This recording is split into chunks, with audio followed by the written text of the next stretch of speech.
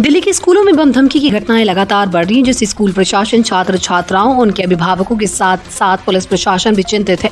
शुक्रवार 20 दिसंबर को Delhi public school Dwarka को फिर से बम धमकी भरा ईमेल मिला। ये घटना सुबह 5 बजे की है, जब डीपीएस प्रशासन ने फायर डिपार्टमेंट को इसकी सूचना दी। सूचना मिलते ही Delhi police, fire department, bomb squad और डॉग स्क्वाड मौके पर पहुंच गए और पूरे स्कूल परिसर की गहन जाँच शुरू की गई।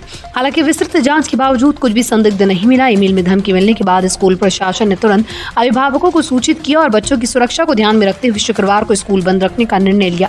बच्चों को घर से ही ऑनलाइन क्लास के माध्यम से पढ़ाई करने को कहा गया।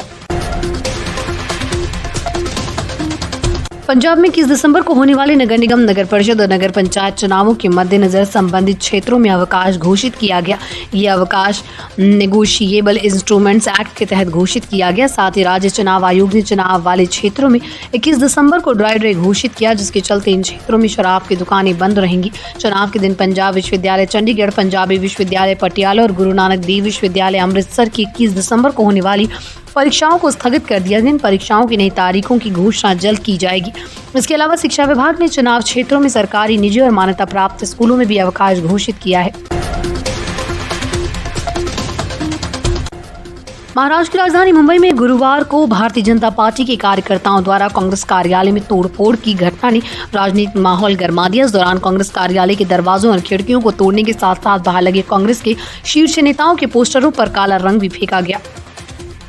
ये घटना दक्षिण मुंबई स्थित कांग्रेस कार्यालय में हुई, जिसमें भारतीय जनता युवा मोर्चा के मुंबई अध्यक्ष तेजिंदर सिंह तिवाना और उनके समर्थकों पर तोड़फोड़ का आरोप है। भाजपा कार्यकर्ता तेजिंदर सिंह तिवाना ने कांग्रेस पर डॉक्टर बाबा साहब अम्बेडकर का अपमान करने का आरोप लगाया। इसी के विरोध में उन्होंने अपने समर्थकों के साथ कांग्रेस कार्यालय पहुंचकर वहां तोड़फोड़ की। भाजपा कार्यकर्ताओं ने सोनिया गांधी और राहुल गांधी के पोस्टरों पर भी काला रंग फेंका। स्थिति को काबू में करने के लिए पुलिस ने लाठीचार्ज किया और भीड़ को तितर बितर किया। सुप्रीम कोर्ट ने विवाह और उससे जुड़े कानूनों पर एक महत्वपूर्ण टिप्पणी की। न्यायालय ने कहा है कि विवाह एक पवित्र परंपरा है, न कि कोई व्यापारिक सौदा। महिलाओं के लिए बनाए गए कानूनों का उद्देश्य उनकी भलाई सुनिश्चित करना है, न कि पतियों को दंडित करना। यह टिप्पणी सुप्रीम कोर्ट ने एक मामले की सुनवाई के दौरान दी। न्यायमूर्ति बीवी नागरत्ना और न्यायमूर्ति पंकज मित्तल की पीठ ने कहा कि हिंदू विवाह एक पवित्र परंपरा है जो परिवार की नींव है। इसे व्यावसायिक दृष्टिकोण से नहीं देखा जा सकता। अदालत ने कहा कि महिलाओं को ये समझने की जरूरत है कि उनके पास जो कानूनी अधिकार है वो भलाई और सुरक्षा के लिए इन अधिकारों का उद्देश्य पति को दंडित करना, धमकाना या उनसे पैसे वसूल करना नहीं है। समाजवादी पार्टी के सांसद जियाउर रहमान बर्क ने एक नई मुसीबत सामने आई। उनके घर का बिजली कनेक्शन बृहस्पतिवार को बिजली चोरी के मामले में काट दिया गया। बिजली विभाग ने के सांसद के घर पर 1,91,00,000 का भारी जुर्माना लगाया गया। विभाग द्वारा जल्द ही रिकवरी नोटिस भेजा जाएगा और तब तक सांसद के घर का बिजली कनेक्शन बहाल नहीं किया जाएगा जब तक जुर्माने की राशि का भुगतान नहीं किया जाता। बृहस्पतिवार को बिजली विभाग की टीम सांसद जियाउर रहमान बर्क के घर बिजली की खपत और लोड की जाँच करने पहुंची। जाँच के दौरान सांसद के घर में 16 किलोवाट से अधिक बिजली खपत पाई गई, जबकि पिछले माह मीटर पर शून्य रीडिंग दर्ज हो रही थी। इस दौरान ये भी पाया गया कि सांसद के घर में लगे 2 मीटर से छेड़छाड़ की गई। इसके बाद बिजली चोरी का मामला दर्ज किया गया। पाकिस्तान ने एक बार फिर अपनी अंतर्राष्ट्रीय नीति पर सवाल उठाया। इस बार पाकिस्तान ने चीन के साथ ग्वादर पोर्ट को लेकर ऐसा कदम उठाया जिसने उसे पूरे विश्व के सामने शर्मिंदा कर दिया। आर्थिक संकट, आतंकवाद, राजनीतिक अस्थिरता और नागरिक अशांति से जूझ रहे पाकिस्तान ने चीन पर दबाव बनाने की कोशिश की, लेकिन इसे एक और हार का सामना करना पड़ा। हाल ही में पाकिस्तान और चीन के बीच एक महत्वपूर्ण बैठक आयोजित की गई। इस बैठक में ग्वादर पोर्ट के इस्तेमाल और चीन पाकिस्तान आर्थिक गलियारे से जुड़े मुद्दों पर बातचीत हो रही है। इस दौरान पाकिस्तान ने जो कदम उठाया वो चीन के लिए पूरी तरह से अप्रत्याशित था। पाकिस्तान ने चीन पर ग्वादर पोर्ट के उपयोग को लेकर दबाव बनाने की कोशिश की, जो चीन ने कड़े शब्दों में नकार दिया।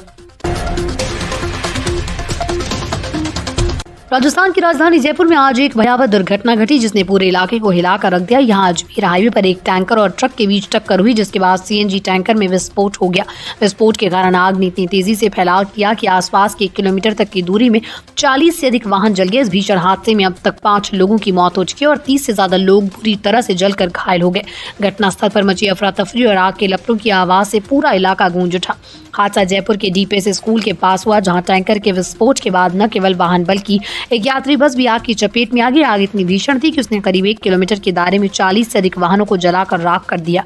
ये दृश्य देखने वालों के लिए किसी डरावनी फिल्म जैसा था। 20 से अधिक दमकल वाहनों ने घटनास्थल पर पहुंचकर आग बुझाने की कोशिश की, लेकिन आग की लपटें इतनी तेज थी कि इसे बुझाने में काफी वक्त लग रहा था। देश के पहले chief of defence staff general Bipin Rawat की हेलीकॉप्टर दुर्घटना के 3 साल बाद संसद में इस मामले पर जांच रिपोर्ट पेश की गई। रिपोर्ट में ये स्पष्ट किया गया कि 8 दिसंबर 2021 को तमिलनाडु के कुन्नूर में हुई दुर्घटना की वजह मानवीय त्रुटि थी, न कि किसी तकनीकी गड़बड़ी या यांत्रिक समस्या के कारण। इस दुर्घटना में जनरल बिपिन रावत, उनकी पत्नी मधुरिका रावत और अन्य सैन्यकर्मी की जान चली गई। संसदीय समिति द्वारा पेश की गई रिपोर्ट के अनुसार 8 दिसंबर 2021 को यह दुर्घटना Mi-17V5 हेलीकॉप्टर के क्रैश होने के कारण हुई। रिपोर्ट में बताया गया कि जनरल रावत, उनकी पत्नी और कई अन्य सशस्त्र बल कर्मी उस समय यात्रा कर रहे थे जब उनका हेलीकॉप्टर कुन्नूर के पास दुर्घटनाग्रस्त हो गया। राष्ट्रीय स्वयंसेवक संघ के प्रमुख मोहन भागवत ने देश में मंदिर मस्जिद विवादों के पुनरुत्थान को लेकर चिंता व्यक्त की। उन्होंने कहा कि ये सही नहीं है कि हर दिन एक नया विवाद उठाया जा रहा है। वो पुणे में आयोजित भारत विश्व गुरु विषय पर दिए गए व्याख्यान में ये बात कह रहे थे।